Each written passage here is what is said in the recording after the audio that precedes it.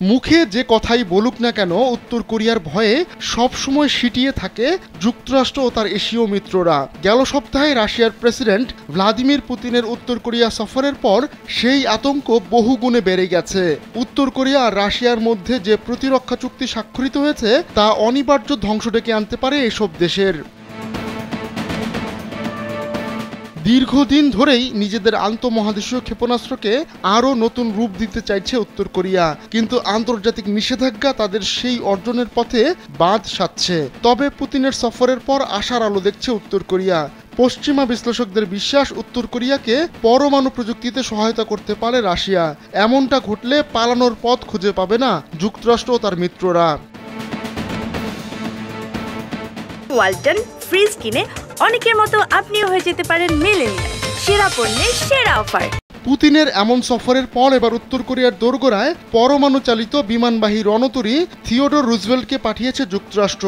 শনিবারই দক্ষিণ কোরিয়ার বুসান বন্দরে নোঙর গাড়ে রণতরীটি।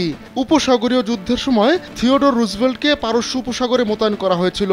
অত্যাধুনিক মার্কিন এই বিমানবাহী রণতরী ইরাকি বাহিনীর জন্য দুঃস্বপ্নের কারণ হয়ে দাঁড়িয়েছিল।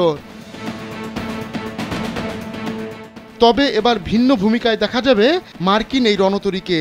কিছুদিন পর দক্ষিণ কোরিয়া ও জাপানের সঙ্গে মিলে যৌথ নৌমহড়ায় অংশ নেবে থিওডর রুজভেল্ট।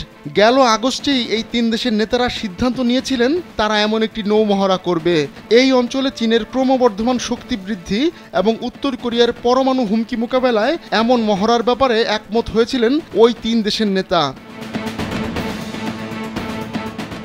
এই নৌমহড়ার নাম দেওয়া হয়েছে ফ্রিডম এজ। তিন দেশের নৌবাহিনী ও সামুদ্রিক বাহিনী এন্টি সাবমেরিন ওয়ারফেয়ার এবং এয়ার ডিফেন্স মহড়া চালাবে। এ তথ্য জানিয়েছেন ক্যারিয়ার স্ট্রাইক গ্রুপ 9 এর কমান্ডার মার্কিন রিয়ার অ্যাডমিরাল ক্রিস্টোফার আলেকজান্ডার। এই মহড়ায় থিওডর রুজভেল্ট কমান্ড শিপ হিসেবে দায়িত্ব পালন করবে বলেও জানান তিনি।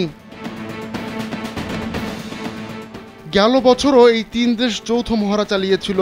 উত্তর কোরিয়ার হুমকির মুখে সেবারও মিসাইল ডিফেন্স ও অ্যান্টি সাবমেরিন মহড়া চালিয়েছিল যুক্তরাষ্ট্র, জাপান ও দক্ষিণ কোরিয়া। প্রায় 24 বছর পর উত্তর কোরিয়া সফরে গিয়ে দেশটির নেতা কিম জং উনের সঙ্গে প্রতিরক্ষা চুক্তি ছাড়াও পারস্পরিক প্রতিরক্ষা প্রতিশ্রুতি দিয়েছেন রুশ প্রেসিডেন্ট ভ্লাদিমির পুতিন।